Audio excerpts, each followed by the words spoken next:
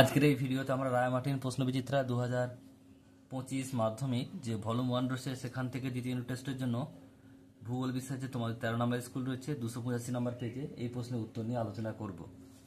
একের দাগে বলছি বিভাগ ক, একের দাগের একেরটা বৃষ্টিপাত সবচেয়ে কম হয় তুন্দ্রা জলবায়ু অঞ্চলে। অপশন নম্বর গ। বিষমমণ্ডলে অন্তর্ভুক্ত স্তরটি হলো পারমাণবিক ও অক্সিজেনের স্তর।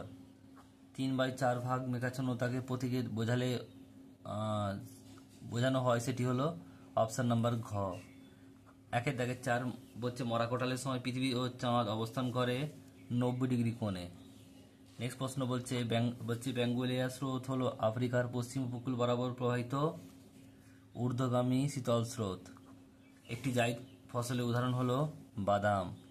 নেক্সট প্রশ্ন ভারতের একটি বিকেন্দ্রীভূত শিল্পের উদাহরণ হলো পেট্রোরসায়ন শিল্প। একের দাগের 8 পার্বত্য অঞ্চলে রেলপথের যোগাযোগ কম হওয়ার কারণ উচ্চ ঢাল বিশিষ্ট ভূপ্রকৃতি। নেক্সট প্রশ্ন বিভাগ খ এর বলছে, দেখে নাও। 2 দাগের 1 শুদ্ধ অশুদ্ধ বলতে হবে। চন্দ্রের আকর্ষণে প্রতিপাদ স্থানে গৌণ জোয়ার হয়, এটা হবে কি শুদ্ধ।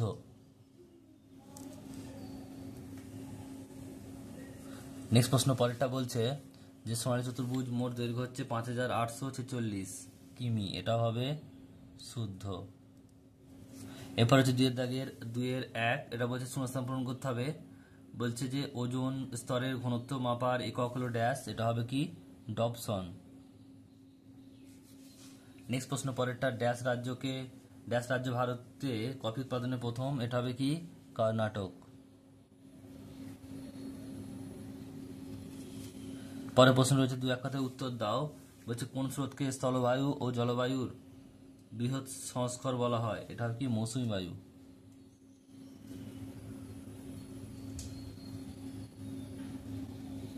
নেক্সট প্রশ্ন বলছে সমুদ্র স্রোতে চক্রাকার গতিকে কি বলে, এটা হবে কি কুণ্ডলী।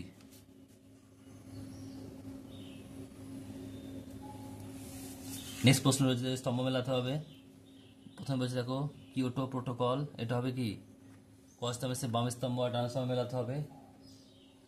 হচ্ছে কিয়োটো প্রোটোকল, এটা হবে বিশ্ব উষ্ণায়ন। আর পরেরটা বলছে উত্তর ভারতের ম্যানচেস্টার, এটা হবে কি কানপুর।